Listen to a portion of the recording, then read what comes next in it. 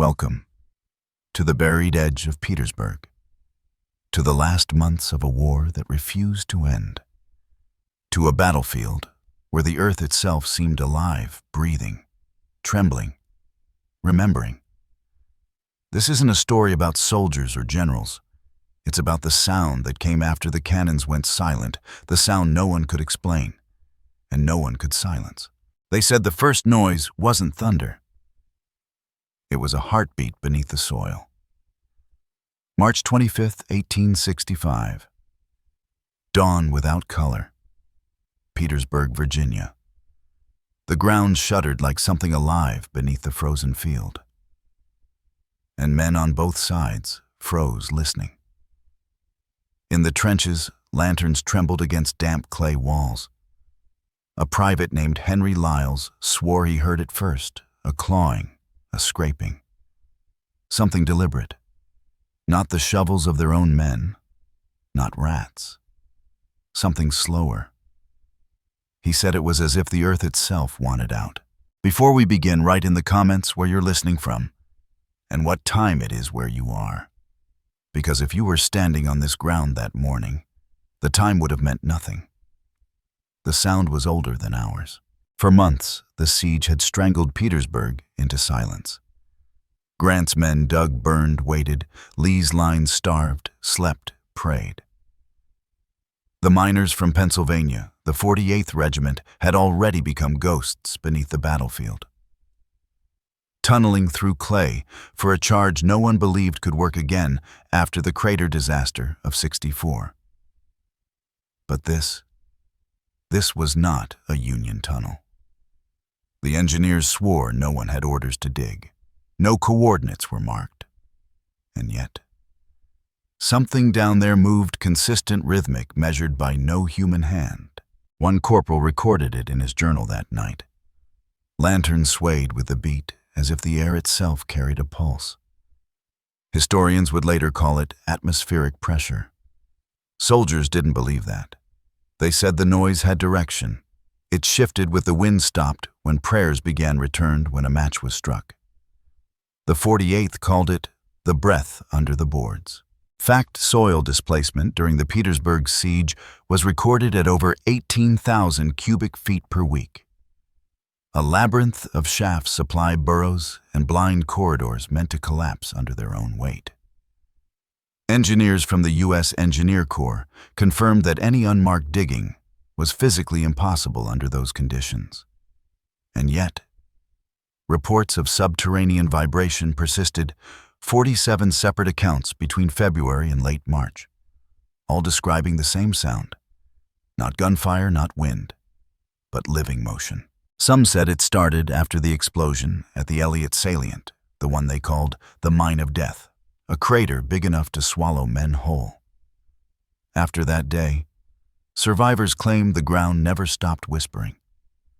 They said the lanterns flickered even with no breeze. Horses refused to stand still near the shafts. By nightfall, watchmen began keeping two lights, one above, one below, as if the earth itself needed guiding. It's strange the official dispatches from Grant's headquarters make no mention of the noise. None. But there's a gap, one missing page in the correspondence log for March 24th to 25th. Between General Meade's orders and the engineering notes, an entire entry vanished. Later archivists found a folded scrap sealed in the wrong file. Keep the lights burning below ground until further notice. No signature. Just that. A phrase no one could explain. And that's where the legend begins. The lantern keeper's men ordered to remain underground after the last blast, maintaining faint lights along abandoned tunnels to listen for enemy movement. But the mines were sealed. The enemy wasn't there. Still, the lights burned. Local civilians saw flickers at night along the crater's rim weeks after the final assault. Lanterns swaying beneath broken soil. Grant called it optical illusion. Locals called it the dead of the buried. A Pennsylvania veteran, years later, told the WPA interviewer, "They said they left him down there with the lights so they'd find their way out when the war ended." He laughed, then added, maybe they still haven't. The interview ends there. Tape cuts. Fact layer. Again, the lanterns used by engineers were whale oil models, burn time approximately 8 hours. 40 of them went missing in March 1865. Not destroyed, not recovered, not listed as lost in combat, missing. The record clerk at City Point Depot wrote the words, transferred underground. No destination given. When the war ended, Petersburg became a graveyard of tunnels over 400 yards of collapsed earth beneath the city. Excavations in 1892 found remnants of timber's twisted metal bones of mules and men. But among them, fragments of glass and iron from lantern casings, blackened as if burned from within.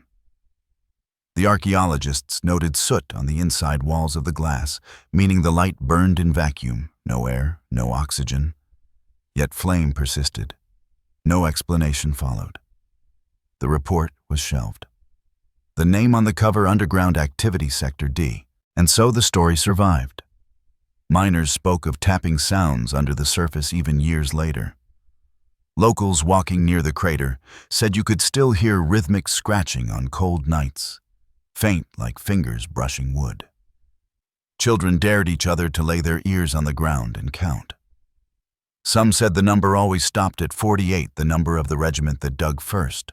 It said if you stand there today under the moonlight, where the trenches sank, and hold your breath, you'll hear it again. A faint clawing, a flicker beneath your feet. Maybe it's pressure. Maybe it's memory. But whatever it is, it hasn't stopped. Before we dive deeper, drop your city and your local time below. Imagine you're standing at Petersburg, 1865. The soil trembles. The lamps flicker. The war has ended. But something underground refuses to die. Welcome to the Lantern Keepers of Petersburg, 1865. Voices beneath the crumbling earth, March 1865. Petersburg, Virginia. The air hung thick with smoke and iron, a mixture of gunpowder, wet clay, and the faint sweetness of disturbed earth. Trenches carved the landscape like scars, zigzagging through mud, broken timbers, and scattered refuse from months of siege. Lantern light flickered over the edges, casting shadows on faces gaunt from hunger, sleepless nights, and unrelenting vigilance. Men moved cautiously, every footstep a potential signal, every echo a possible threat. And yet, beneath it all, something else moved, something unseen, something that did not belong to either army. The Union forces entrenched on the north side of the city had brought to bear every engineer, every sapper, every laborer they could muster. Orders came down from Grant himself, precise, almost desperate. Build tunnels, undermine the enemy, collapse their positions, crush the line before spring turned the rivers muddy and impassable. Reports noted the sound of pickaxes, shovels, and hammering reverberating beneath the surface. 18,000 cubic feet of earth displaced weekly. Engineers kept meticulous logs, but a strange pattern emerged in some tunnels. The instruments recorded vibrations that matched no human labor, no cannon, no horse. Rhythmic, intentional, alive. Confederate lines on the south side bore the strain. Lee's men were stretched thin, weary, ragged, famished. They had fortified their positions for nearly 10 months, patching earthworks with whatever timber remained, digging slit trenches and rifle pits. Yet the earth betrayed them. Men reported subtle tremors underfoot sometimes, under their bunks, sometimes under the powder magazines. Soldiers whispered in the night, half in fear, half in disbelief, of a presence beneath listening moving. Lanterns swayed as if stirred by unseen hands. Candles guttered without wind. And the sound, the scratch, the claw, the dragging returned again and again. Some swore the earth itself was breathing. Fact, Union engineers employed elaborate mining operations, 24 shafts in the northern sector alone, interconnected by 120 meters of tunnels. Timber supports measured with precision, pressure tested. Yet accounts indicate timber creaked, whispered, groaned, sometimes in patterns inconsistent with structural collapse.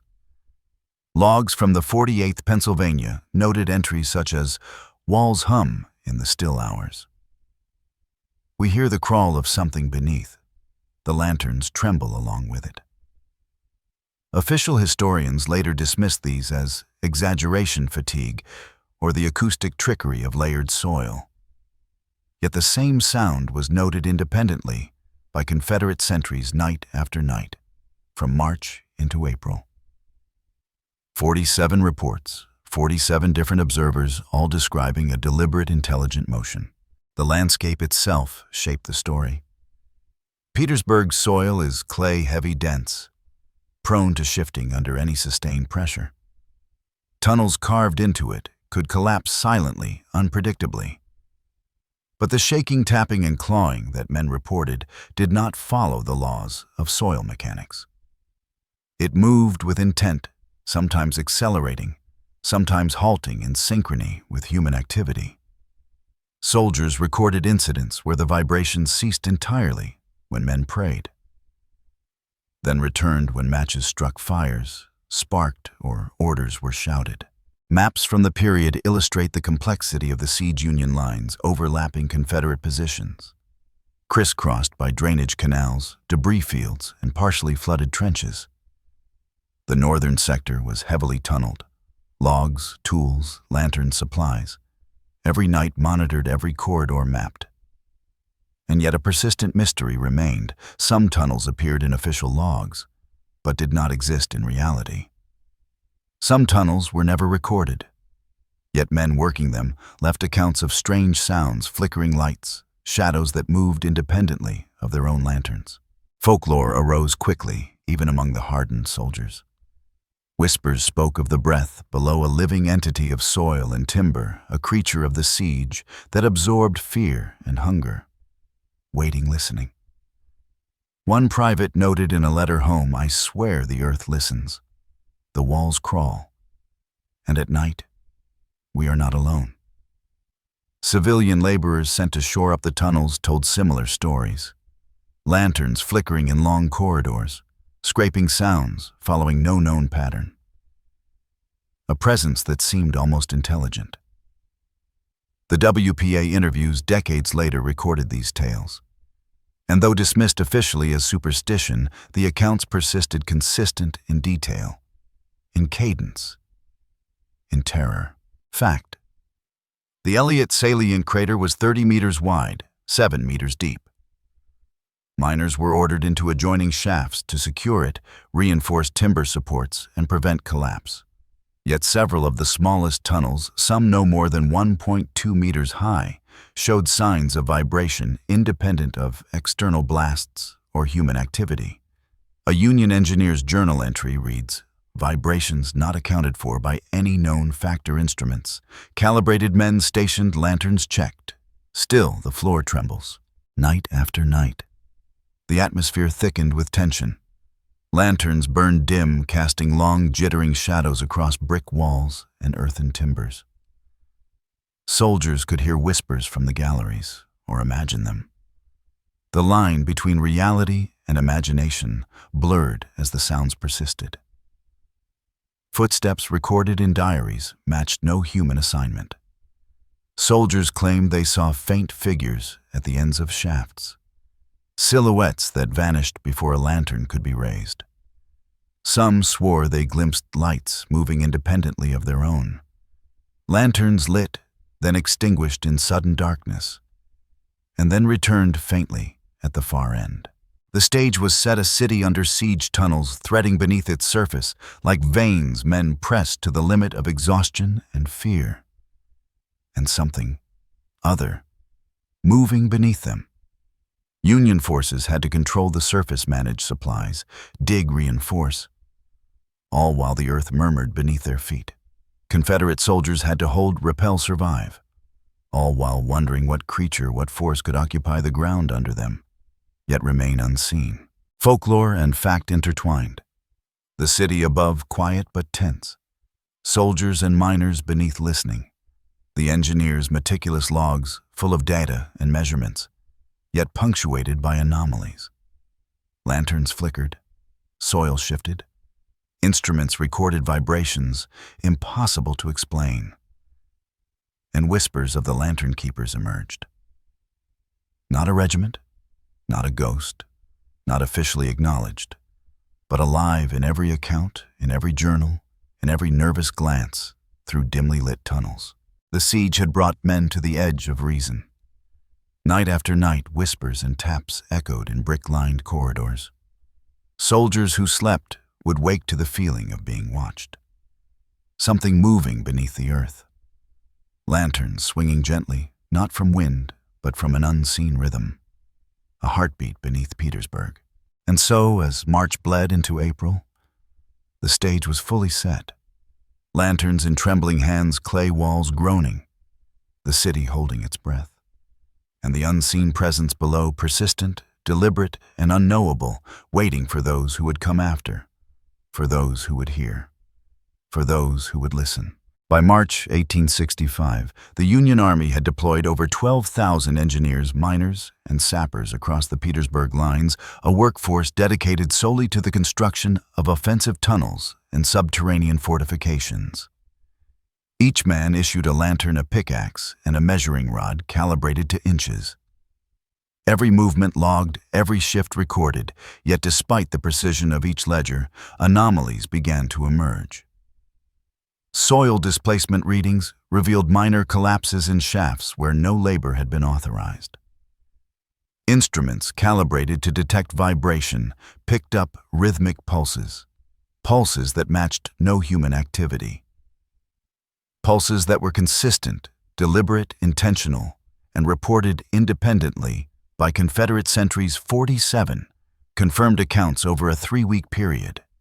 Each description identical: a scratching, a clawing, a movement beneath the feet of men that refused classification, defied the logic of soil timber and human labor.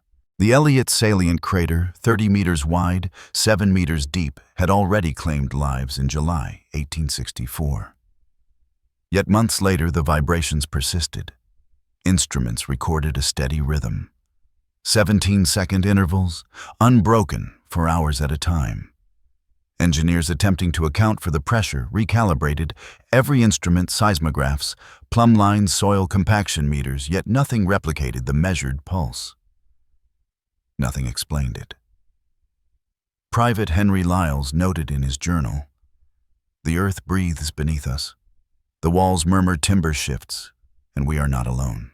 48 men were assigned to a single gallery. 8 lanterns burned in rotation for 6 nights. Soil removed, 400 cubic feet. Timber supports 3 tons of oak and pine cut to engineering specifications, fitted precisely measured, yet 40 lanterns disappeared during that period. Not lost to fire, not broken in combat, merely vanished, recorded only as transferred underground, no destination, no explanation. Confederate accounts mirrored these anomalies. Private Elijah Morris wrote, "We hear digging, yet no one is there. Lanterns swing in darkness. Shadows move with intent. The soil shifts beneath us, as if knowing we are here." Diaries and letters corroborated these reports decades later during WPA interviews, 47 independent confirmation men spanning both sides of the siege, all documenting the same phenomenon, all describing a deliberate motion, a rhythm that was intelligent, uncanny, impossible. The subterranean network stretched for over 400 meters, low tunnels of 1.2 meters, galleries reaching 3 meters in height, intersecting, branching, spiraling beneath the city. Every shaft reinforced with timber measured to tolerance. And yet entire sections appeared in no official record. Men venturing into unlogged corridors reported the same phenomena, lanterns flickering without wind. Faint darting shadows along walls, scraping, clawing, dragging sounds, echoing in a pattern impossible to attribute to any human or known animal. Movement deliberate, a cadence, a pulse, almost communicative. Soil density tests in collapsed tunnels decades later revealed linear compressions, forces up to 7 psi exerted rhythmically, consistent with the 17-second pulse observed during the siege. Forces too great for human labor alone, inconsistent with natural collapse. Observers noted that pressure alternated, stopped, accelerated, almost as if responding to activity above ground. To footsteps, to lantern light, to prayer. Folklore quickly intertwined with these anomalies. Soldiers coined the term the lantern keepers. Men tasked with tending lights underground. Lights that should have extinguished. Lights that seemed to move independently, guided by an unseen hand. Shapes glimpsed at tunnel ends. Fleeting figures crouched in corners. Lanterns swinging in circles. Clockwise. Counterclockwise, as if mimicking patrols that had never existed. Children in nearby homes dared each other to lay ears to the ground. They swore they could hear fingers scratching wood, groaning a pulse beneath the clay, the rhythm always stopping at 48 beats. The number of the regiment that first dug those tunnels. Every ledger, every journal entry documented the work: soil removal, timber installation, lantern rotation. Yet anomalies persisted. March 24, 25, log state. 5 men assigned, accounted for. Shifts complete. Lanterns extinguished. Vibration continues in Sector D. Soil displacement noted. Cause unknown. Repeated entry after entry across multiple records. Identical phrasing. Identical bewilderment. Civilian laborers reinforced the tunnels, lanterns dimming and brightening with no human intervention. Timber groaning in unnatural sequences. Faint, dragging, clawing, whispering beneath their boots. Letters home describe it as, the earth listens, tests courage, moves as though alive. Engineers and officers acknowledged it, cryptically, ambiguously. A single line in General Grant's correspondence reads, "Maintain surveillance underground. Conditions are irregular. Unusual movement noted. Do not disturb beyond necessary operations." Nothing more. Sergeant Thomas H. Whitaker wrote of a shift when the tunnels responded to our lanterns, measured our progress, shifted away from our path, guiding something beneath, something unseen. Notes cross-referenced decades later, with other reports consistent in timing, location, and observation. Soil studies in 1892 revealed compressions in linear patterns aligned not with excavation plans, repeated. Pressure pulses measured, consistent with historical accounts. Observed forces, unexplained. Beyond human capacity. Whispers in corridors, shadows darting across walls, lanterns appearing without holders, tapping, clawing, dragging sounds continuing through nights. A presence that challenged endurance, sanity, and courage. The earth beneath Petersburg had become more than terrain. It was an active participant in the siege, persistent, deliberate, intelligent, unknowable. By late March, the stage was fully set. Lanterns held in trembling hands, clay walls groaning under weight, under history. Soldiers poised between life and unseen forces. Miners navigating the labyrinth beneath the city. Each pulse, each flicker, each sound meticulously logged, yet defying every law of physics, every engineer's calculation, every human expectation. The earth beneath Petersburg remained alive, deliberate, haunting every ledger, diary, and whispered story, refusing to be silenced. Private Henry Lyles crouched in the low tunnel lantern, swaying from his calloused hand, casting long, jittering shadows on the clay walls. Every breath echoing back at him, muffled, strange, like the earth itself was breathing in reply. He gripped his pickaxe, tighter knuckles white beneath the oil lamp's faint glow, and paused. A scraping sound, deliberate, moving along the far wall just beyond the reach of the light. Not a rat, not a falling brick. Something alive, something aware. He froze, waited, listening, counting the seconds, 17, 18, and then silence. Beside him, Corporal James Harper whispered, his voice trembling. "Did you see that? Or is my mind playing tricks?" Lyles shook his head slowly, eyes wide, lantern flickering, casting glimpses of twisted timber supports worn smooth from countless shifts groaning under weight. The tunnel alive with pressure tension and something else, something that should not have existed. Men below ground had been working in shifts for days.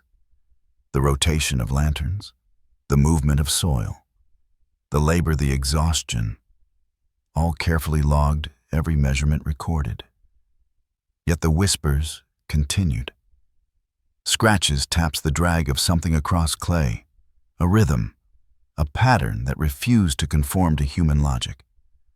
Lyles had begun to speak of the watchers' figures glimpsed at the ends of shafts, shadows that fled when approached, lanterns that flickered without cause, whispers in the tunnels that seemed to respond to their own breathing, to their own heartbeat.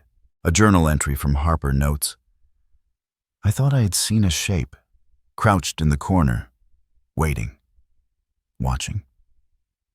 It vanished when I raised my lantern. I swear it knew I was looking, and I knew then, we are not alone." Decades later, WPA interviews confirmed similar accounts, whispered stories half forgotten retold in fragments, consistent in detail, across hundreds of miles, across soldiers and civilians alike. The same pulse, the same clawing, the same flickering light beneath Petersburg. The tunnels were narrow, some only a meter wide, forcing men to crawl to stoop. Every movement accompanied by the constant groan of timber, the settling of clay. Every sound amplified in the silence of underground darkness. The air hung heavy with dust, faintly sweet from decomposing wood, acrid with smoke from lamps and blasting. And something else, a presence that could not be named, quantified, or controlled. A pulse beneath the clay, moving independently of the soldiers' labor, as though the earth itself remembered the siege, remembered the blood, the fear, the exhaustion, and would not let it go. Lyles and Harper had been tasked with reinforcing a lateral shaft, a connector between two larger galleries. The engineers had left instructions, maintain lantern rotation, ensure timber integrity, measure soil displacement every hour. But as they worked, the tapping began again. Faint, deliberate moving closer, scraping along walls, a rhythm in counterpoint to their own labor. Irregular, yet measured. Harper froze mid-swing of his hammer, listening, counting, 17, 18, 19 seconds between beats, then silence, the pulse returning when they continued work, as if guiding them or testing them. A civilian laborer, Michael Redding, had joined the tunnel party for the first time. He wrote later, "The walls moved. I swear they moved. I pressed my shoulder against the timber, and it shifted ever so slightly. Not enough to collapse, but enough to remind you. You are not in control, never in control." Lanterns above and below burned dim, casting faint, uncertain shadows. The flickering catching on splintered boards, on sharp edges, on soil packed hard by human hands, yet restless beneath. That night, a collapsed passage required immediate repair. Lyles and Harper crawled in lanterns, held ahead of them. The scraping became louder, closer, almost deliberate. "Keep your head down," Harper whispered, voice hoarse. "Don't breathe too loud." And then they saw it, a shadow flicker in the corner of their vision, gone when they turned, gone when the lantern illuminated the area. The pulse beneath the tunnel seemed to quicken, responding to their fear, to their movement, to their own hesitation. Hours later, the men reported the event to their commanding engineer. The reply was terse, clinical record the anomaly. Proceed with reinforcement. Do not speculate. But the journal entry tells a different story. Lyles wrote, "I saw them, or whatever dwells beneath Petersburg. We saw it, and it knew we were there." The human experience in these tunnels was a mix of physical toil, fatigue, fear, and folklore. Every groan of timber, every scrape of soil, every flicker of lantern light, carried meaning. Soldiers began whispering, calling it the pulse, the watchers, the earth breathing, the lanterns alive. Some would refuse to enter certain galleries at night. Others dared to linger, to measure the rhythm, to count the beats, to map the unknown. But all felt the same pressure, the same watchfulness, the same deliberate presence, even when surfaces were quiet. Above ground, the city seemed to hold its breath. Below ground, the tunnels told a different story. Miners and soldiers alike recounted experiences where lanterns extinguished on their own. Relit moments later, shadowed shapes darted in corners. Clawing sounds traveled in patterns too precise, too intelligent to belong to rats or collapse or wind. The human experience intertwined with the inexplicable, a test of endurance, sanity, and courage. And so for those 6 nights beneath Petersburg, the men labored, their muscles aching, their lungs heavy with dust. Lanterns swinging, timber creaking, the pulse moving in counterpoint to their own. Whispering, scratching, watching. Each shift logged, each anomaly recorded. Yet the earth beneath remained alive, deliberate, intelligent, haunting every ledger, every diary, every whispered tale that survived long after the siege ended. A human story intertwined with folklore, a rhythm that would not be denied. By April 1865, the siege of Petersburg had stretched into its 10th month, a war of attrition grinding men, material, and morale into dust. Yet the subterranean network continued to confound engineers and soldiers alike. The Union forces had outproduced, outmaneuvered, and outflanked every defensive tactic employed by the Confederates above ground. Yet below, the pulse of the earth refused to be conquered. Miners measured soil displacement across multiple galleries, over 400 cubic feet per shift. Yet the rhythmic tapping persisted independent of labor. Every calculation, every instrument reading, every shift report indicated impossible patterns. Soil moved in anticipation, timber creaked with a cadence unlinked to human effort. A living counterpoint to meticulous engineering, a ghostly choreography beneath Petersburg. The 48th Pennsylvania and supporting regiments had perfected tunnel construction. Lateral galleries, reinforced with oak beams, soil compacted and measured, lantern rotation, calculated to the minute. Yet the rhythm of scraping, clawing, and subtle dragging continued. Seismic instruments calibrated with exacting precision, recorded pulses exceeding expected human force, independent of construction activity, recurring every 17 to 19 seconds. Unbroken for hours, days. A pattern repeated across multiple galleries, observed by both Union and Confederate witnesses. 47 independent confirmations. Instruments aligning with eyewitness accounts. A pulse that defied calculation, logic, and expectation. Officers noted in reports that the subterranean system had become a theater of intelligence, a place where conventional methods of measurement failed, where human skill, preparation, and discipline were challenged by an anomaly unaccounted for in any field manual. A presence beneath the earth that outsmarted, outflanked, and outmaneuvered even the most meticulous of engineers. Engineers attempted controlled tests, shifting weights, adding pressure to beams, repositioning lanterns, yet the anomalies persisted. Sometimes accelerating in response to human activity, sometimes halting. Seemingly aware of observation, adjusting as if in dialogue with the living or the memory of those long gone. Reports from Confederate sentries aligned eerily. Private Elijah Morris, stationed at the southern approaches, recorded, "We outflanked every trench. We countered every sap. Yet the earth itself worked against us. The pulse beneath the clay moved with awareness. It knew our position. It anticipated our motions." His diary, corroborated with Union engineer logs, demonstrated a counterintuitive truth. Human command above ground had no dominion below. Lanterns burned timber, shifted soil heaved, and the pulse responded. The lateral galleries connecting primary shafts were especially active. Soil removed, measured over 400 cubic feet per shift timber supports installed with 3 tons of oak. Yet the movement persisted. In certain corridors, lanterns swung independently. Light flickering across walls, shadows moving in counterpoint to laborers' activity. Workers described the sensation of being watched, the rhythm of tapping synchronized with footfalls, pauses aligning with breaths. A subtle orchestration beyond human capability. Some men dared whisper to the presence, the earth acknowledging its existence, pleading for permission to continue. The pulse seemed to respond. The scrape would hesitate, then resume in a deliberate pattern echoing the cadence of human uncertainty. Civilian laborers recalled the tactile feedback of soil.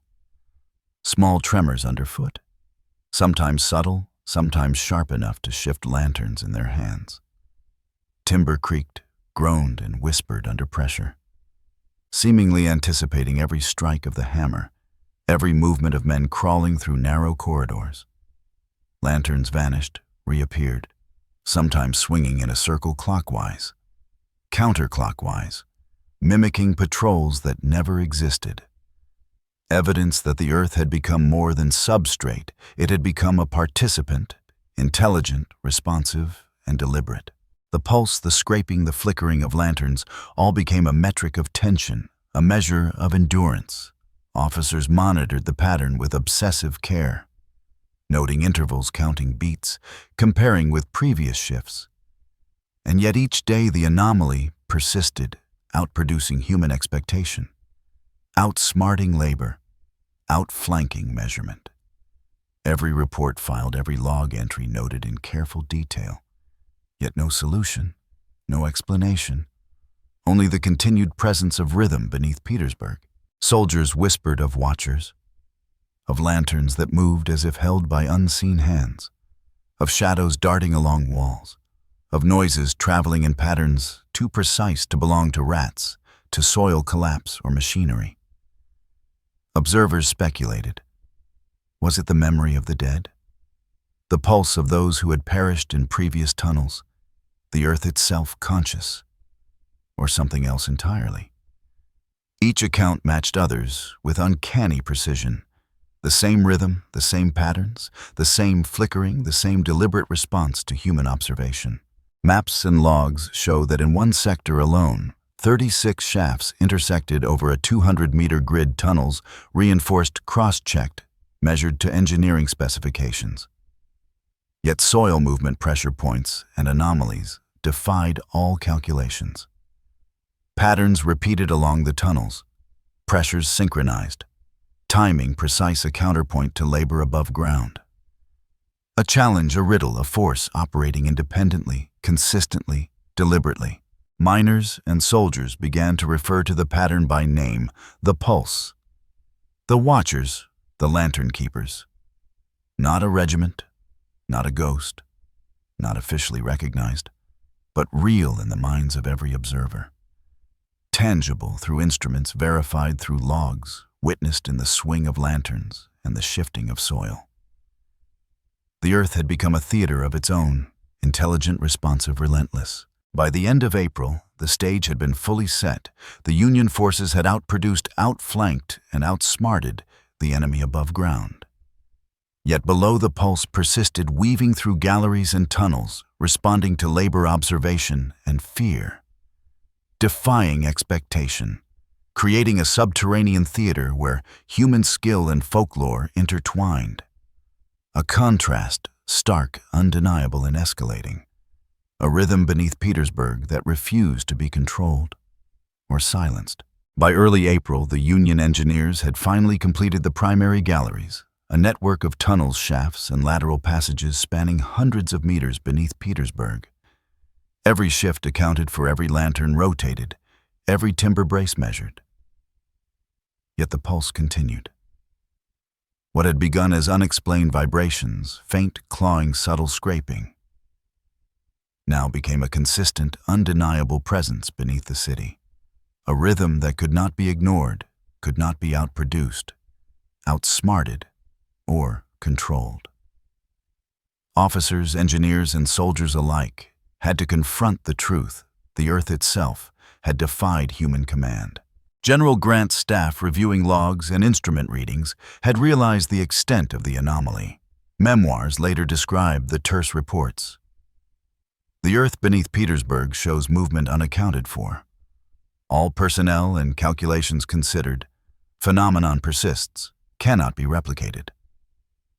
The language is clinical detached, yet behind it lies the acknowledgement of something beyond calculation, beyond human understanding. The turn had come. The subterranean theater was no longer just a tool of war.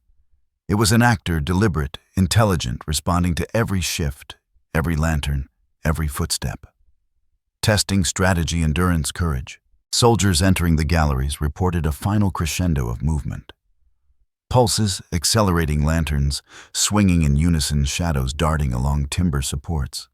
A presence that seemed aware, anticipatory, almost sentient. Private Lyles described it as the Earth counting us, listening, guiding, or warning. We could not tell which. Miners corroborated, noting subtle gestures in the soil changes, in timber tension. Small tremors in synchrony with the soldiers' breathing.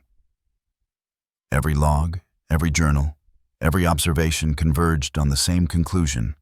Beneath Petersburg, something beyond human comprehension had asserted itself. Above-ground Union forces had outmaneuvered Confederate lines, outproduced labor, and outflanked defenses. Yet below all the skill, preparation, and calculation had encountered a counterforce no one could dominate. Observers noted the psychological toll, soldiers exhausted beyond measure, engineers calculating measures of futility, yet compelled to continue. Lanterns burned, timber groaned, soil shifted. A rhythm testing patience, courage, sanity. A presence that had outlasted calculations, outsmarted logic, and outflanked expectation. Confederate accounts mirrored this realization. Diaries noted that despite Union superiority, above-ground subterranean movement undermined confidence, provoked fear, and eroded certainty. The Earth itself had become the adversary. Silent, deliberate, persistent. Shaping experience, influencing decisions, leaving behind a haunting echo that would linger long after the siege ended. Soldiers wrote of listening at night, feeling tremors beneath their feet, counting the pulse, measuring intervals. Knowing that no human adversary could be responsible, yet fearing, respecting, and obeying it. The physical consequences were real. Collapsed timbers, displaced soil, missing lanterns, over 40 unaccounted for. Instruments recording pulses of 7 psi. Intervals consistent across multiple galleries. The Earth's movement measurable, observable, undeniable. But the human consequence, the awareness, the fear, the whispered acknowledgement of something intelligent beneath them, was as impactful as any cannon fire or strategic maneuver. Men grew cautious, movements slowed, footsteps measured, lanterns raised, then lowered. Every motion synchronized with anticipation of the unseen. In the aftermath, engineers documented what they could. Reports note timber inspections, soil measurements, lantern rotations. Yet they included an unusual clause. Personnel are advised to record anomalies, proceed with caution, and avoid speculation. A formal acknowledgement of the unexpected, yet no explanation. Memoirs confirm soldiers carried the memory with them, often unspoken. A haunting presence beneath their feet. A pulse that survived the war, the collapse of tunnels, and the decay of time. Local civilians recounted lingering phenomena. Lanterns seen flickering in abandoned shafts. Faint scraping audible beneath night air. Soil that seemed to shift underfoot in precise rhythm. Children dared each other to touch the earth, counting beats, feeling the pulse. Stories converging into legend. The lantern keepers, men who had maintained lights underground. Lights that should have gone out. Lights that seemed alive, persisted in memory, folklore, and anecdote. Their names may have been forgotten, but the rhythm they tended the pulse beneath Petersburg endured. By the time Lee surrendered, the siege ended, and the war drew to a close. Those who had worked below ground understood the full measure of what had occurred. The pulse, the clawing, the dragging, the lanterns swinging, the unseen presence had persisted. Engineers had logged every detail. Soldiers had recorded every sensation. Civilians had whispered the tales. Yet no one could fully explain it. The earth had asserted itself. Deliberate, intelligent, enduring, outlasting calculations, orders, and expectation. The final echo lingered in the minds of those who survived a tactile, auditory, psychological imprint. The knowledge that beneath Petersburg, a force beyond comprehension had moved, had tested courage, had observed labor, had outsmarted human expectation. Men who descended into those tunnels carried that pulse with them through life letters and decades of memory. The unseen adversary beneath their feet, a constant reminder of limits, of uncertainty, of the intertwining of fact and folklore. And so, as Petersburg recovered, as logs were archived, instruments calibrated, lanterns extinguished, the pulse remained. In diaries, memoirs, whispered tales, and the memories of those who had heard it. The earth beneath Petersburg had delivered its verdict, deliberate, persistent, unforgettable. The turn had come, the unseen, unmeasured, unaccountable presence had asserted itself, and the echo endured. What if they hadn't underestimated the pulse beneath Petersburg? The rhythm of soiled timber and lanterns? The watchers that were neither soldier nor rat, neither wind nor collapse. What would have been different? Could strategy have prevailed? Or would human calculation always fail against a force unseen, intelligent, deliberate, alive in the rhythm of the earth itself? The men who labored in the tunnels carried more than soil in their hands. They carried uncertainty. They carried awe. They carried the echo of something impossible. Something that persisted beyond the maps, the ledgers, the official reports. Even today, the ground remembers. Walk the fields near the old crater. Stand at the rim. Listen for the pulse. Some say, on quiet nights, the faint tapping returns. Measured, deliberate. A reminder that not all history is written above ground. Not all battles are fought on visible fronts. The lanterns may be gone. The timber decayed. The men long past. But the echo endures beneath Petersburg, beneath memory, beneath the veneer of recorded history. A presence that refuses to be silenced. Local stories persist. Children dared each other to feel the rhythm beneath the clay. Elders recall shadows moving in galleries long collapsed. Soldiers' letters hint at fear mingled with reverence. The pulse, the watchers, the lantern keepers' names, forgotten yet alive, in pattern, in rhythm, in story. Every scrape, every shift, every flicker of a lantern. A note in a symphony that spanned years, decades, even lifetimes. The siege ended. Petersburg was rebuilt, streets paved, trenches filled. Yet beneath the tunnels held the memory of labor, of fear, of wonder. Miners and soldiers returned to civilian life, yet spoke in whispers. Lanterns burned in memory. The clawing, the scraping, the rhythm. Alive in thought, alive in story. Carrying the tension of what could not be explained, the evidence of what human eyes had seen, hands had touched, hearts had felt. Historians would catalog the siege. Engineers would measure what could be measured. Logs would be filed. Instruments analyzed. Yet there remains a missing page in every account, a detail that refuses to be reconciled. The pulse beneath Petersburg, deliberate, enduring, an echo that persists beyond calculation, beyond science, beyond legend. And so the earth itself becomes both battlefield and witness, a living archive, a theater where human skill met the inexplicable, where labor and folklore intertwined, where lanterns burned for reasons neither recorded nor rationalized, where men faced both the enemy above ground and the unknown below, and where the echo of their labor continues to ripple through history. The story does not end. The tunnels collapsed. The crater filled, but the pulse is remembered. In every flicker of light in the darkness, in every subtle tremor beneath one's feet, in every whispered tale of watchers and lanterns, in every heartbeat that echoes in rhythm with history. A lesson that not all forces can be controlled, measured, or understood. And some presences endure patiently, deliberately beneath the surface, waiting for those who will listen. Next, we will see how another silence, this time in the swamps of Louisiana, carries its own rhythm, its own watchers, its own echo. A presence that persists through time, through memory, through the unseen, waiting, deliberate and impossible to ignore.